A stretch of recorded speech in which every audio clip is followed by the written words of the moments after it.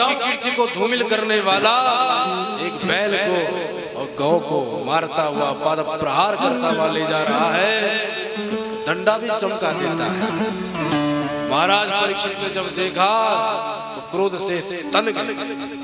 मेरे राज्य में गाय का ऐसा अपमान, वृषराज बैल की ऐसी स्थिति।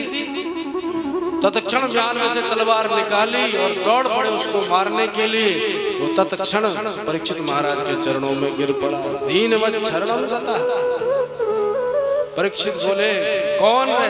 अरे दुष्ट, जो इस प्रकार मेरे राज्य में निर्भय होकर के गाय और बैल पर अत्याचार करता हुआ ले जा रहा है। तब बोला, मेरा नाम है कलयुग। हे दुष्ट कहीं के तू मेरे राज्य में कहां से चला आया? भाग। बोले, महाराज आप भी भगा दोगे तो कहां जाएंगे? बोले, कहीं और जा।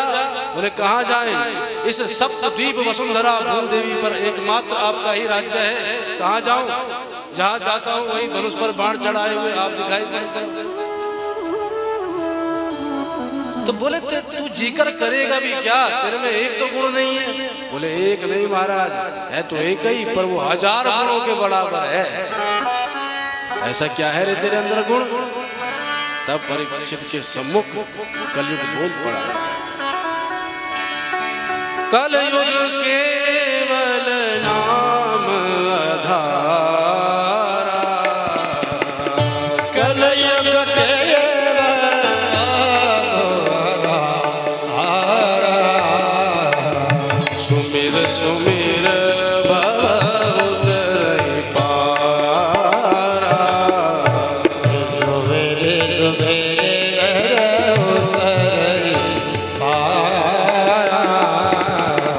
कलयुग केवल हरि गुण गाया, कलयुग केवल हरि गुण गाया।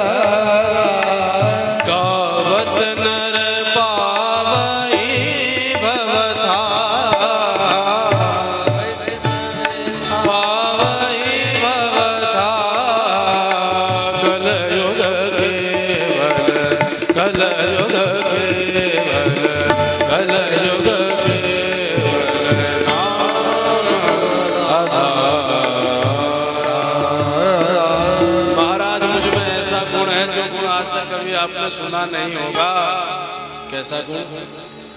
बोले, यत् फलम नास्ति तपसा न योगेन समाधिना, तत्फलम लभते सम्यक् कलौ केशव कीर्तना। जिस फल को तपस्या के द्वारा, जप स्वाध्याय के द्वारा भी प्राप्त नहीं किया जा सकता, और योग बल के द्वारा प्राप्त नहीं किया जा सकता महाराज, उस फल को अर्थात भगवान को मैं मात्र नाम संकीर्तन से प्राप्त करा देता हूँ। ये मुझ में सामर्थ्य है। रीझ गए परीक्षित महाराज। बोले, क्या चाहता है? बोले, स्थान दो महाराज। तो द्यूतम पानम स्त्रियसूना यत्रा धर्मश्चतुर्विधः। जहां जुआ खेला जाए पहला स्थान दिया। पानम, जहां मद्यपान हो, शराब पी जाए, वो दूसरा स्थान दिया। स्त्रिया सूना, जहां व्यभिचार हो, परस्त्री के साथ गमन हो या पर पुरुष के साथ गमन हो, उस व्यभिचार में तीसरा स्थान दिया। और चौथा स्थान दिया सूना, हिंसा, जहां प्राणी मात्र की निर्मम नृशंस हत्या की जाए, वहां भी तेरा स्थान हो। बोले, वाह महाराज, कैसे कैसे स्थान पकड़ा दिए हमको। घर पे एक मेहमान भी आए तो एक तो अच्छा ड्राइंग रूम होना चाहिए जिसमें हम उनको बिठा सके। ये कैसे अनाप शनाप कमरे पकड़ा दिए। बोले, क्या चाहते हो? बोले, सोने में भी स्थान दे दो महाराज। स्वर्ण में स्थान मांगा। परीक्षित महाराज गुण पर रीझे हुए थे, इसलिए बोले, जा स्वर्ण में भी तेरा स्थान हो जाए। और तब से स्वर्ण में भी कलयुग रहने लगा। बोल लक्ष्मी नारायण भगवान की जय हो। पर एक दिन परीक्षित महाराज एक रत्न जड़ित मुकुट पहन करके निकले, तो उसमें कलयुग विद्यमान हो गया। जैसे निकले राज्य से बाहर तो शिकार खेलने की इच्छा हुई। शिकार के पीछे भागते भागते चले गए तो भूख प्यास से बेचैन हो गए। तो शमीक महामुनि के आश्रम में पहुंच गए। बाबा समाधिस्थ थे, राजा को भ्रम हो गया कि ये ढोंगी बाबा है, अरे नाटक कर रहा है मुझे देखकर। इसको लगता है कि कहीं राजा ने हमको देख लिया, फिर राजा की सेवा करनी पड़ेगी, कौन इस चक्कर में पड़े। इसलिए इसकी सच्ची समाधि तो नहीं लगती। तो मृषा समाधि हो श्वेत किम्युषाक क्षत्रबंधु भी, उस समय परीक्षित को क्षत्रबंधु कहा, जो राजाओं में भी अधम है, जबकि राजा नहीं थे ऐसे। पर कलयुग के प्रभाव के कारण महाराज परीक्षित ने परीक्षा के लिए एक मरा हुआ तक्षक नाग लपेट दिया समीक महामुनि के गले में और निकल पड़े राज्य के। कुछ बालकों ने यह कृत्य देख लिया महाराज का और जाकर के समीक महामुनि के पुत्र श्रृंगी को सूचित किया, जो कौशिकी नदी के तट पर खेल रहा था। ए भैया, तू यहाँ घूम रहा, तेरे पिताजी का अपमान करके राजा चला गया। जैसे ही श्रृंगी ने सुना तो क्रोध आ गया, मेरे पिता का समाधि अवस्था में ऐसा अपमान, अपने ही दांतों से अपने ही ओठ चबाने लगे। तत्क्षण कौशिकी नदी में उतरे, हाथ में जल लिया और भयंकर श्राप दे दिया महाराज परीक्षित को।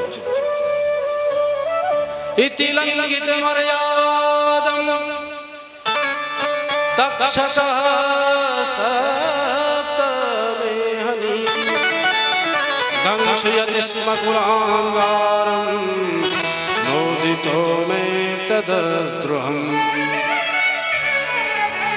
हे अपने पूर्वजों की कीर्ति को प्रतिष्ठित करने वाला, पर आज धूमिल कर रहा है ऐसा हे कुल कलंकी राजा परीक्षित, तूने जिस तक्षक नाग के द्वारा मेरे पिता का अपमान किया है, वही तक्षक नाग आज से सप्तम दिवस तुझे डस करके मृत्यु को तुझे प्रदान करेगा।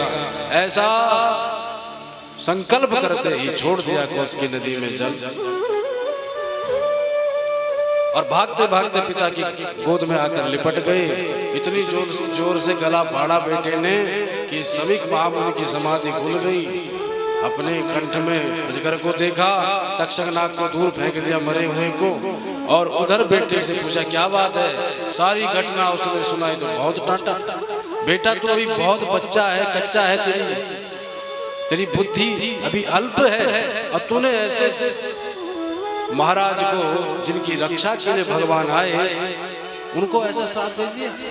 बहुत डांटा, पर क्या कर सकते थे, अब तो बात निकल गई। एक शिष्य को बुलाया, कहा जाओ महाराज को सूचित करो। और जैसे ही महाराज परीक्षित को पता चला कि मुझे श्राप लग गया है, तत्क्षण सब कुछ छोड़ छाड़ करके निकल पड़े सुख तीर्थ की ओर। गंगा के निर्मल तट पर जाकर के बटत छाया के समीप बैठे विचार करने लगे कि अब मेरा कल्याण कैसे होगा। 7 दिन बचे हैं मेरे पास, और इन 7 दिनों में मैं अपना कल्याण कैसे करूंगा। 7 दिन हैं इसलिए चिंतित हैं।